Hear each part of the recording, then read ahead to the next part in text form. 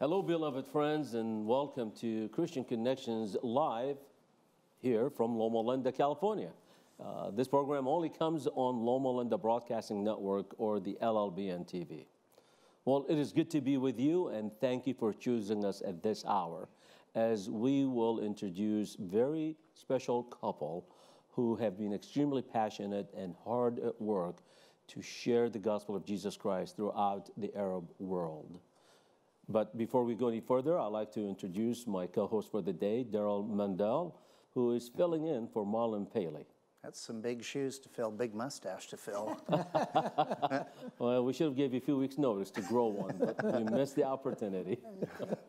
Good to have you, Darrell, with us. And it is good to have with us very special guest, Dr. Edmond Haddad and Mrs. Haddad. She's also doctor. We refer to her Dr. Haddad. So we have two Dr. Haddads here. That's right. Husband and a wife, and two pioneers in the ministry of LLBN. Thank you, and we are honored to have you here with us today. It's our pleasure. Thank you. Thank you. Darrell, should we start with music and then we'll come back to a discussion here? Yes, let's do that. All right. And we're talking about the LLBN Arabic Network and the Arabic community here tonight. And with us are the Warehams, Dorothy and Gerald Matar Wareham. And Matar, the family name, I believe means rain, which is peaceful and nourishing. But tonight, they're going to start us off with He's Got the Whole World in His Hands.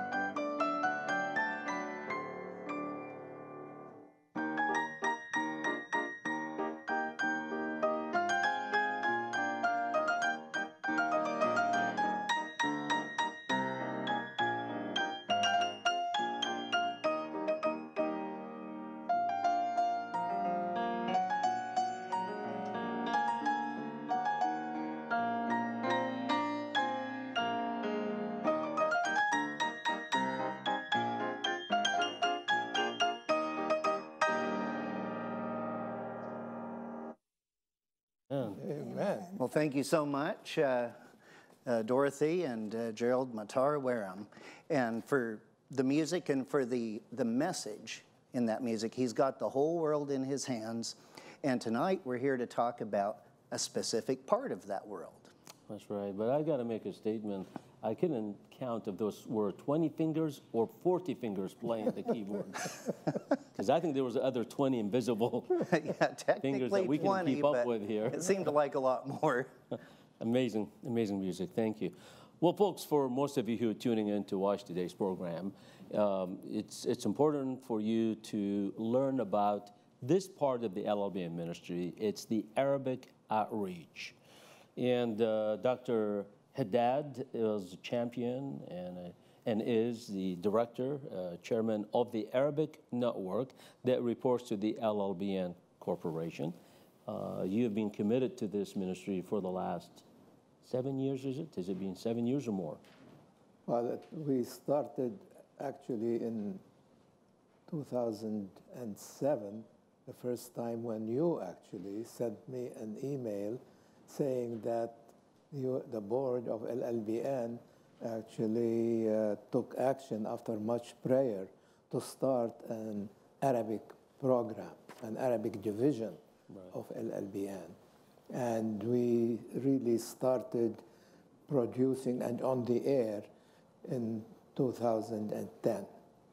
So since 2010, this has been going on 24/7. So we're almost 9 years into this operation. Time flies when you're having fun and have no life other than LLBN, I guess one could say. Dr. Haddad did a spectacular job with the Ministry of LLBN, and Dr. Haddad participated in many programs in providing health nuggets and information. What is your background, Dr. Haddad? I teach in the School of Public Health, so I teach nutrition there. So, and that empowered you to share with our viewers health nuggets. that's right, sometimes, but not in Arabic. I don't speak Arabic good enough. But you also helped recruit some who speaks Arabic Yes, for the health message. yes. How did it feel watching your husband in his early years of retirement going right back to work with no pay? Oh, I loved it. It kept him out of my hair. Common story I keep hearing all the time from a lot of retirees. I'm looking forward to my retirement, but I'm sure my wife will have the same thinking. Lord help us when Ganim retires. I'm sure she's going to find something to keep me busy as well. So with all seriousness, the LLBN Arabic Network, it's an amazing, amazing network. It is reaching out to it can potentially reach 1 billion of the Arab populations. Right. And we're going to talk about that in a little bit. But most of us, when we learn about the Middle East and the region of the Middle East, we get to see what the news shows us. Wars, as you see on the screen, not exactly the great news, but the bad news, the conflicts, the bombings and the explosions that takes place in that region, and the destroyed cities around the Middle East, and of course the sadness and the loss to loved ones and the loss of lives. It's very, very tragic what we get to hear about the news. Please pass this to Derrell. And unfortunately, that's all we hear from the news. Derrell, tell us, what about the ancient history of that region? Yeah, the region is not all, and has not always been all, disaster and misery. I mean, you look at some of the monuments and technology that came from that region. You have here Petra in Jordan, which is from a specific period and era there.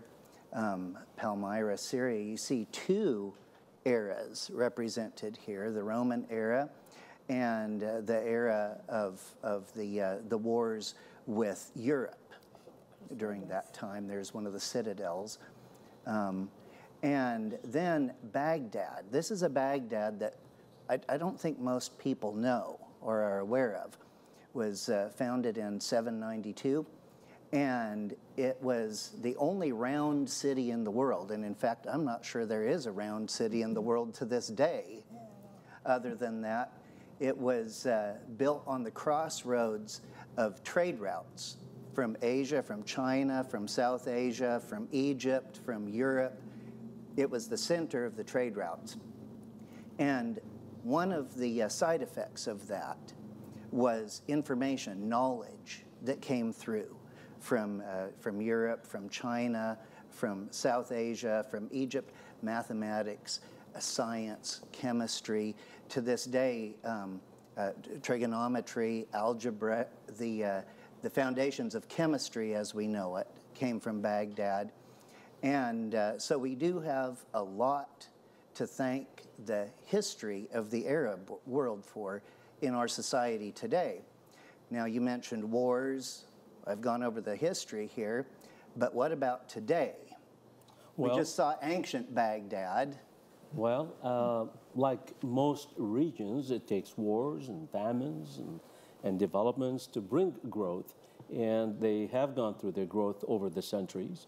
And today there is a very complex society, economically, militarily, government-wise, civil agencies, banking systems. It's a very sophisticated lifestyle that's happening in those regions just as we speak today. So we've seen the bad things on the news, but there's also the civilized side that's basically represents the majority of those regions. And where there is civilization, there is technology. And technology is the roots of how we are using the pipeline to spread the gospel of Jesus to these regions. People are people, they have their needs. In all these complex cities, people who seek education, there are people who seek their stomach and the food they love, entertainment, education, but also religion. And religion is a great factor in people's lives, especially in times of need where they need an answer from God. Times of desperations, time of death, times of loss of loved ones, time of sickness. And this is what LLBN mission is, whether it's the LLBN English or any of its foreign networks. So we are pleased to see how our technology can be in the hands of young people and adults simply by using the cell devices, the cell phones. Wherever there are phones, there is LLBN. And that's a major, major progress beyond and greater than satellite delivery. Because with satellite delivery, you got to be in your home, in front of a television to watch. Whereas cell phone and mobile device technology, you could be in a cafe, you could be in a marketplace, you could be visiting a friend, you could be in a hospital, you could be anywhere. You open up your phone, and as I have done here, I've got a little iPad next to me. It represents a live feed right now from the Arabic channel as we speak, and the same images on this Arabic channel can and is available around the world to anyone who is from that region and who speaks the language can tune in a simple click on their phone to receive the message of LLBN, which is really the message of Jesus Christ. So we are really blessed by the power of God that we have reached a level for the last 10 years, decade of LLBN ministry, where we spread LLBN into more than one direction. We are now a family of 8 television networks, and it's not about the networks, it's about the message of Jesus that is shared throughout the world. Dr. Haddad, you are a man who loves sharing God's news. You are a man who also lived in the Middle East. As a matter of fact, Dr. Haddad was the president for the Middle East College. Talk to us briefly about that, your former job in the Middle East. Well, I was at Middle East College as a student back in the 40s, 50s. Then in the middle of the Civil War, actually, we had we had come back to the States for graduate education. But then we went back in '82, where it was right in the middle of the Civil War, where it was rough. It was really bad. But at the same time, the conditions were half and half, where you can have a time where you have peace, but very short time. But in the afternoon, they start shooting. So they give you time to do some work, yes, and get some food. Then by about 4 o'clock, you better be in your shelter. But in that time, I was asked to be the president of Middle East College, which is now Middle East University. It was a very, very challenging time, and it was at the same time a new chapter in the idea of education. At that time, we know students go to the university. But in this case, the university came to them because we had a divided country, and therefore students from one sector could not go to the other sector, and therefore they didn't have a chance to study. But what these universities did was to bring their classroom to the various cities and towns with their extension school. And so we have, usually in a war, education becomes like, it stops. Right. But in this case, it was actually another way of finding the flexibility of the Lebanese, actually, people in being able to face the tragedy, what they find themselves in, and hence a solution was brought. So it was not easy, but it was possible. Right. So you have students that may be fighting at night, but during the day they are in the classroom. Of course, it isn't, you can't just switch. It's not just on and off thing. So education suffered, but at the same time, it continued to educate the students, the people that need education. And produced many highly educated. And yes. Served the region. Right, it certainly did. And it was good to see that we can do something, because in our schools, in our college or university, we did have actually people, Christians, Muslims, Druze, Buddhists, whatever. We had many, at the time when we didn't have war, we had people from all over the world. Which takes me to my next point, religion in the Middle East. Right. Atheism probably doesn't really exist. The predominant faith there is what? Islam? Is Islam. Okay. And of course, as you know, Islam, they have, Allah is the only God, and it does actually solidify the faith of people. Of course, Allah is also a part of the Christian religion and a part of the Jewish religion. There is a lot of similarities between Muslims and Jews, I think, isn't there? In terms of the culture? Yes, yes. Can you elaborate a little bit on that, just briefly? Well, we have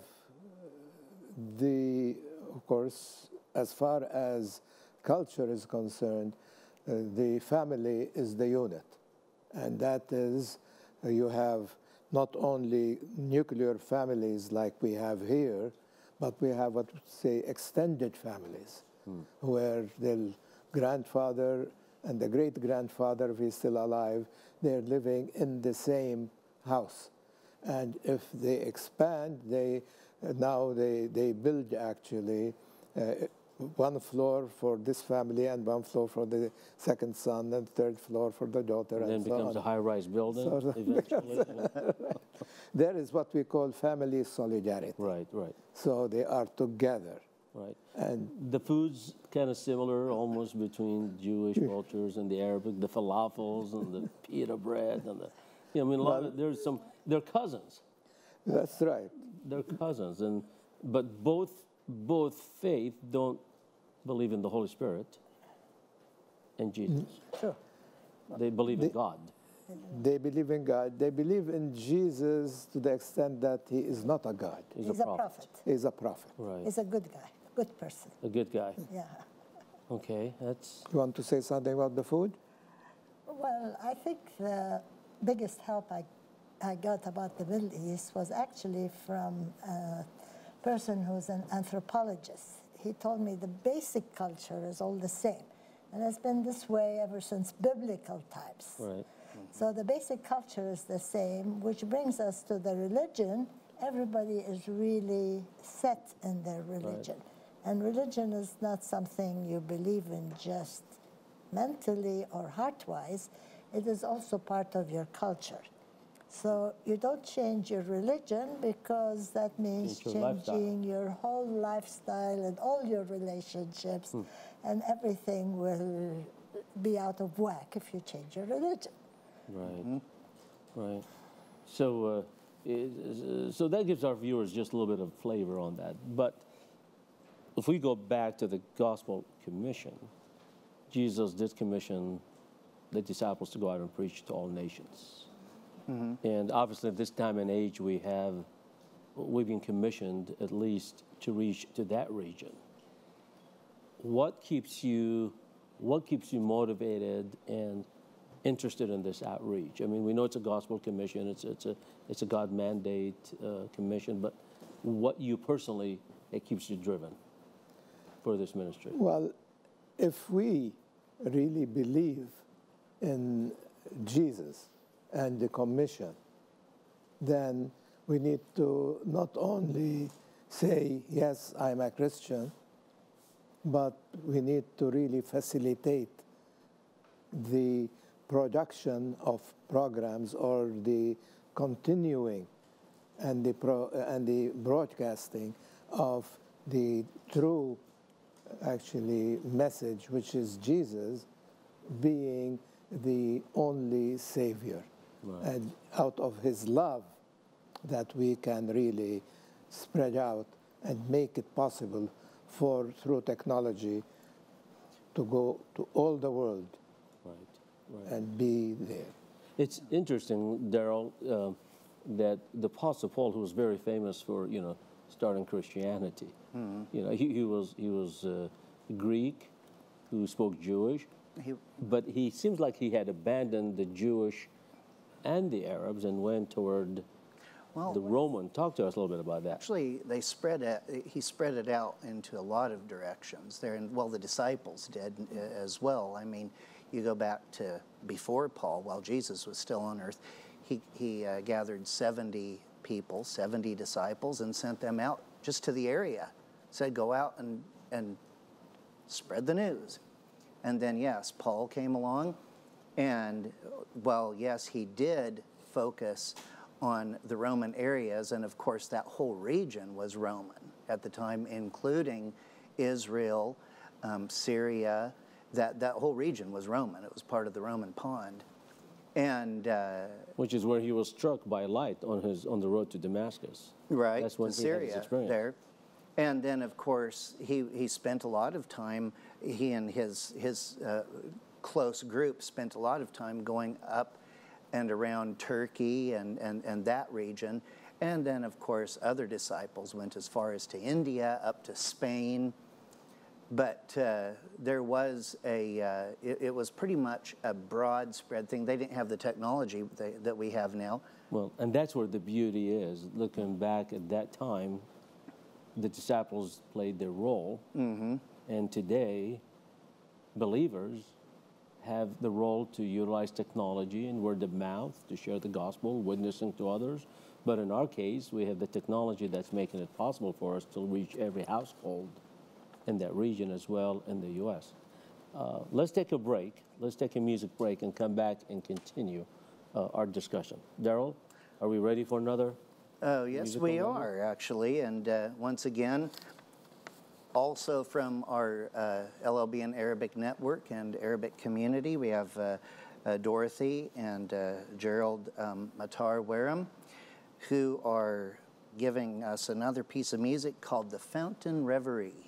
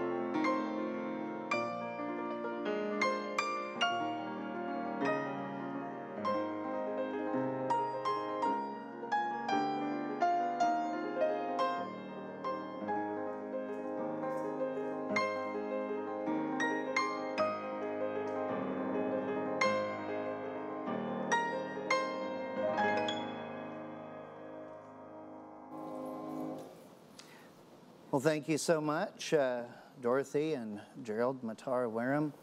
I really enjoyed that song, Brighten the Corner Where You Are. And I think that that relates very much to what we're talking about here today. Who you can reach with what you have. Amen. Again. So for those who just joined us again, we are highlighting the LLBN Arabic Outreach Ministry from Southern California. Believe it or not, all native Arabic-speaking channel, 24/7, right from the heart of Loma Linda. And it's all made possible by volunteers and your support. Strictly by your support, we managed to reach to the world with 8 television networks. Dr. Haddad is with us today, along with Mrs. Haddad, who are leading the leaders for the Arabic Network. And today, Dr. Haddad is going to bless us with his message for the day. Are you ready for that? Well, with God's help, I shall do my best. And what's the title? The title is Courage. Well, then you have it. You have the courage to take us from here. And may the Holy Spirit be with you as you present. Thank you. Please step forward and bless us with your message.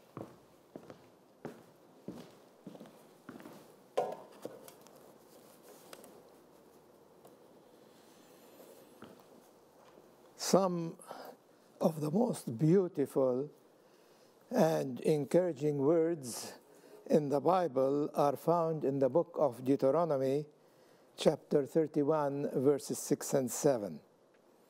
In the great farewell message, Moses, the meek and famous leader of the Exodus, when God told him that he is not going to be able to go to the promised land, Moses addressed the people first, and he said, "Be strong and of good courage. Fear not, nor be afraid of them," that's the enemies. "For the Lord thy God, he it is that doth go with thee. He will not fail thee, nor forsake thee." Then he turned to the new leader, which is Joshua, and he said, "Be strong and of a good courage, and the Lord, he it is that doth go before thee. He will be with thee. He will not fail thee, neither forsake thee. Fear not, neither be dismayed." Hence, when the time came under the leadership of the new leadership of Joshua, when 5 kings came against him and his people, in the middle of the crisis, we hear Joshua echoing the words of courage we had heard from Moses. We read in the book of Joshua, chapter 10, verse 25, "And Joshua said unto them," that's the people, "Fear not, nor be dismayed. Be strong and of good courage." Years earlier, the church in the wilderness was faced with a superhuman challenge. Moses, at that time the leader, called a council of the princes, asked them, rulers among their tribes, to study the challenge and give a report. They did. It was quite a report. It had 3 parts: a conclusion, a recommendation, and a challenge. The minutes of the report found in the book of Numbers, chapter 13, verses 27 to 33, and I'll summarize it, and I'll take the reading from the Living Bible. That's a paraphrase. It says, "We arrived in the land you sent us to see, and it is indeed a magnificent country, a land flowing with milk and honey. but the people living there are powerful, and their cities are fortified and very large. And what is more, we saw Anakim giants there. The report continues, but Caleb assured the people as they stood before Moses, "Let us go up at once and possess it," he said, "for we are well able to conquer it." The conclusion of the report, the majority of the report was negative. The land is full of warriors, the people are powerful, built, and we saw the descendants of the ancient race of giants. We felt like grasshoppers. They were so tall. Now, the recommendation and the conclusion. Thank God for Caleb and Joshua among the people. They were as full of courage and determination. After this discouraging report, they rent their clothes and reported that the land is an exceedingly good land, and if the Lord delight in us, he will bring us into this land that flows with milk and honey. Only rebel not ye against the Lord. The Lord is with us. Fear them not. Fast forward to the time when Joshua, the successor of Moses, began dividing and distributing the promised land among the various tribes. An 85-year-old man, Caleb, edged his way to where he wanted to get a piece of real estate. He and Joshua, if you remember the story, were the only ones that were still alive and the oldest ones. Caleb wanted Hebron. So he told Joshua, "Give me this mountain." "Give me this mountain" rings with tremendous courage, based on faith and trust in God. Caleb knew that Hebron was the seat of the much-feared giants who had caused such terror in the hearts of the doubting spies. Caleb trusted God. When God said that he would send his fear before his people to drive away their enemies, Caleb believed every word of the Lord. He had a sense of mission for his master. He not only took Hebron, but kept on fighting. Often when we are faced with seeming unsurmountable odds and temptations face us like giants, let's remember the old fighter Caleb and say with him, "Give me this mountain." As I was contemplating the story of Caleb and how he had the courage to face his mountain, I could not think but think about LLBN and the message it took, a brand of few dreamers under the leadership of Ganim Hanna, to press ahead and establish a television network. Yes, it took courage, trust, faith, and hard work to put a structure and a foundation under the dream. And we always say, dream on, but be sure to put some foundations under your dream. And thus it was, a dream of establishing a beacon of light that spreads the word for truth all around the world. LBN's response to the great need of spreading the gospel is based on trust in the Lord and having the courage to dream big and not to be afraid of failure.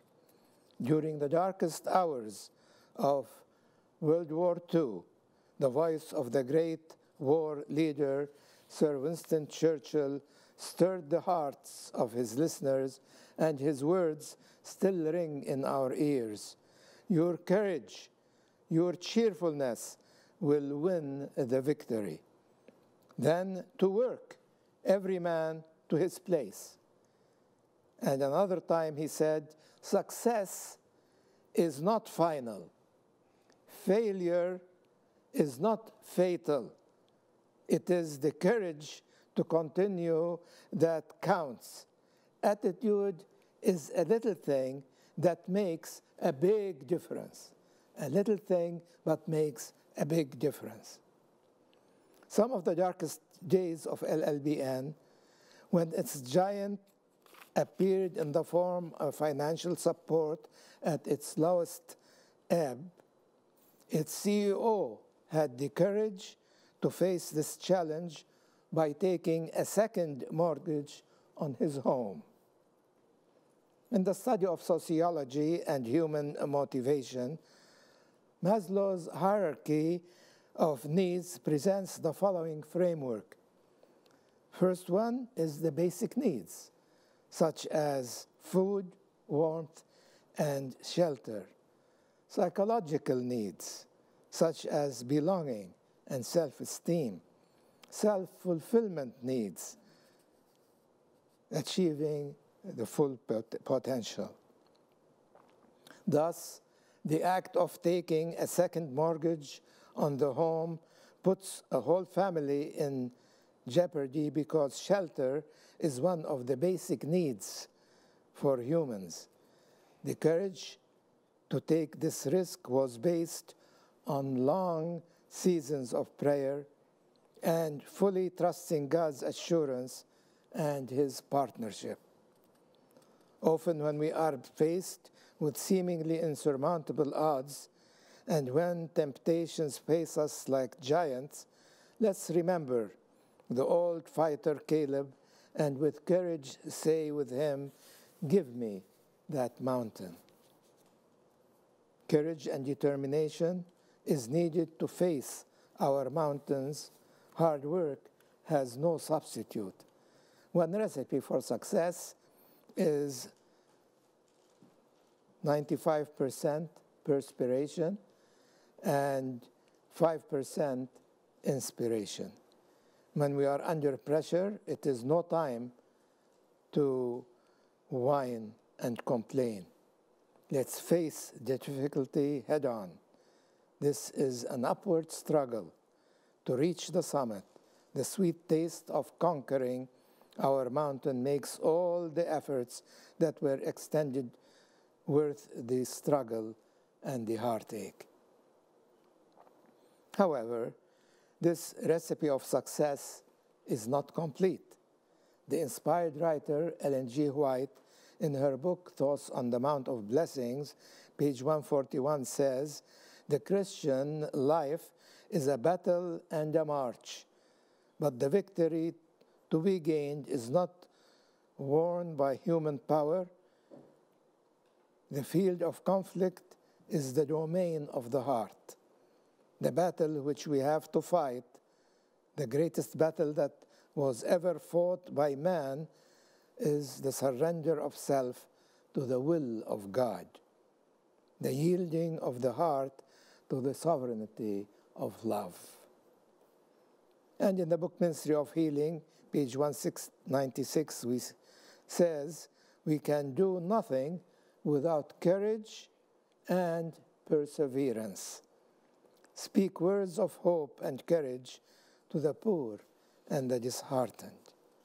Hence, if perchance we are knocked down with a shattering blow, never give up. This may be our big chance and opportunity. Stand up and meet it with courage, determination, and faith. Look onward and upward with bright, fearless eyes. Remember, help is only a prayer away." Our leader and commander-in-chief, Jesus Christ, bids us be of good courage. That's in Matthew 14:27. And the psalmist David says, The Lord is my light and my salvation. Whom shall I fear? The Lord is the stronghold of my life. Of whom shall I be afraid? Therefore, what are the sources of courage? 1, courage from God, and this is what we just read. 2, courage from our faith. Our faith and conviction that it is God's commission to go to all the world. We know for certainty that the ultimate end is victory. 3, courage from family and community. In the book of Acts, chapter 28, verse 15, it speaks about how when the Apostle Paul and those who accompanied him visited the various churches, the members came to meet them. And the scripture says, when Paul saw them, that's the people, he thanked God and took courage. In summary, I would like to conclude by saying, let's be courageous to meet ourselves and our needs, courageous as we stand hand in hand with God, courageous as we stand shoulder to shoulder with our fellow colleagues and human beings, courageous to live out our religion. It is said that men talk about religion, wrangle about it, fight for it, and even die for it. Anything but live it. You have heard it said, I'd rather see a sermon than hear one.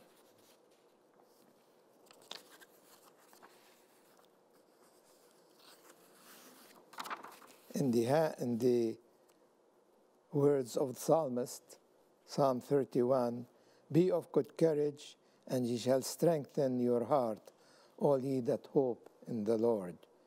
And Jesus Christ, when he gave the Great Commission to go into all the world, he also gave the assurance, I am with you until the end of the world. Thank you, Dr. Haddad. Join us back. Great message, great ministry. The Lord using you folks in an amazing way to reach out to over 1 billion who speaks the Arabic language. And by the way, in the U.S., the 2010 rather, U.S. Census, there's about 1.6 million Arabic-speaking people live in the United States. Yeah. So our signal not only reaches to the Middle East and around the world, but also here in the United States. Right.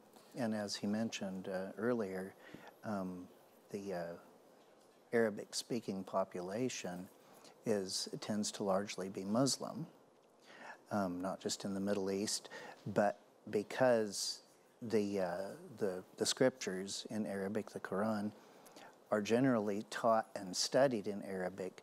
People who become Arabs in Malaysia, in the Philippines, and in other countries around the world end up having a good speaking knowledge, or at least understanding of Arabic as well. That's right. Well, the Arabic language is the 5th largest language in the world. So when we're talking about the exchange of ideas, the exchange of knowledge through this avenue, we're talking about a wide, actually, superhighway for the people who are out there. As you say, it's about 1 billion people. Well, actually, I think it's about probably more like 500 million people that read and write, or at least know Arabic or speak Arabic. The 1 billion probably are the Muslims. Muslims, correct. Right. So, yes, the Arabic language is the means by which we can reach 500 million people. Right. And it is our responsibility to get there. What do you see what do you see the things that will attract a Muslim faith keeper about Christianity? What would you think the key factors? I know they respect Jesus as a prophet, but what do you see the most attractive things that can connect with someone from that region? Well, we always think in terms of what is common between, for instance, in this case, the Christian religion, and at least how we look at what the Bible teaches and the Muslim world. And some of the things are, for instance, what we eat, and probably Allah can tell us a little bit more about what the Christians, at least in our understanding, what the Bible teaches versus what they eat. Yeah, I think they are very much attracted to a clean lifestyle. Even though they might not follow it, they're attracted to it. They would like to follow a cleaner lifestyle, no smoking, no drinking, eating just clean meats. All of this is very, very important.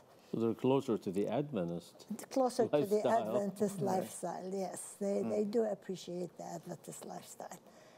I think also people are attracted to a message of love. You see, Yes. with all the fighting and trouble that is going on nowadays, people are tired of it. They want to hear about love and peace and getting along. And I think hope in the second coming is an important message. That's right. So do you believe the Arab population believe in the second coming? The non-Christians, the Muslims? I mean, it's something being out there on media. Many do. Years. Many do? Yeah. Maybe not in the same way that we think about it, but many do in the coming back of someone that will save the world. But not necessarily Jesus. Not necessarily Jesus, but we can... We can present to them who's the truth. That's right. There's a little seed there. There's a little seed there, yes. They also believe in judgment, which we believe in, and each one at the end we're going to be actually facing what we have done through our lives. So there are some common beliefs between us and the Muslims, which can help.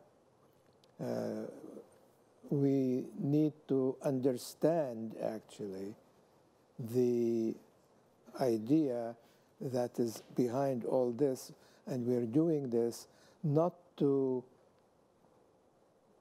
change them, but to help our travelers along this life's way to be able to get closer to them, to walk together in a method that will be acceptable to God as we know it through, of course, our inspired word. Right. Right. So let's talk a little bit about the programs you produced. You were talking about courage. Yes. You folks amazingly just gathered the very few we have in Southern California, and were able to produce enough programs to keep a 24/7 channel running all in native Arabic language. Now that took courage, and that took an act of God and a lot of hard work by His people. Talk to us a little bit about the different programs that you have and the courage it took to keep that going. Well, we have programs that are health, and we started health is a crown, al-Sahha Taj. And Crown of health, yeah. And then we had the stories for the kids, and this was, as still is going on. We have, of course, my biggest challenge was to have a weekly 1-hour service in Arabic. As far as I know, it was the only Seventh-day Adventist Arabic program that went for 1 hour every week. And it was live. And it was the yes, only Arabic live church it was live. ever went. Yeah. Right. So it went actually for 7 years, and we're still wanting to see what can be done to help others produce more programs. We do have a series on love. We have a series on Revelation. We have a series that's going now on studying the Gospels. And this is like sitting around the table and discussing, this discussion group. And we have, of course, programs for music. And actually, our musicians today helped us a lot, actually, in producing the music for our Arabic church. Right. So we are certainly indebted for the Warehams, as well as for many others that came week after week, and some of them didn't know a word of Arabic. And yet they stood by us and ministered unto the music part, and then sat and contemplated whatever. So a lot of those people became ministers in their own way, helping the mission of LLBN Arabic. Right. Darrell. Yeah, I think that this... You did. You directed quite a few of those. Yeah. Well, I think that what this comes down to, basically, your sermon was a talk about action, going out and actually doing something. And the Bible is full of that. You look at the story of Moses, you know, when God commissioned Moses to do what he did, Moses protested. He's like, well, I don't really know anything or have anything. I'm slow of speech. And God said, well, what do you have in your hand? He had a stick in his hand. Now, that stick didn't have any power in it. That stick couldn't do a thing. But it was the God behind it that where Moses took that stick, he went back to Egypt, and with that stick, he brought Pharaoh down. He brought an entire nation down, the biggest, most powerful country in the world. He brought it to its knees. That's right. Went down to the Red Sea, held that stick over it, and the sea parted. Yeah, it was God. He struck a rock, and water came out of it. Yeah. Now, it wasn't that stick. It was Moses taking what he had in his hand and doing what God told him to do. And you know, with these programs, you've got people, many people with individual talents and abilities to do something. No one person is the entire thing. It's a bunch of individuals taking what they have in their hand and putting it to use. And whether a person is here in Loma Linda, whether they're in New York, whether they're in Cairo, wherever they happen to be, everybody has something that they can take and put to use to spread this word. Right. Amen. And follow the commission that's been given. Amen. Well, we're down to the last minute. I want to thank you, Dr. Haddad, and Mrs. Haddad, also another Dr. Haddad, for taking the Arabic channel at heart and for gathering the local Arabic Adventist community with the help together. of many. Many. Well, yeah. indeed, you know, but it wasn't that many. It took, yes, you know, the few, the brave, the good who yeah. made it happen, and we're so proud of you. And most of all, we're at awe to see what God was able to do with the few we have here and with the limited resources, a message that's going worldwide to the Arabic population in the Arabic language. This is a miracle of its own. Thank you again for being with us. Thank you, Darrell. And thank you, most of all, our faithful viewers who continue to support the ministry of LLBN so it can expand preaching the gospel in so many languages and throughout the world. May the Lord bless you and continue to bless our ministry here at LLBN.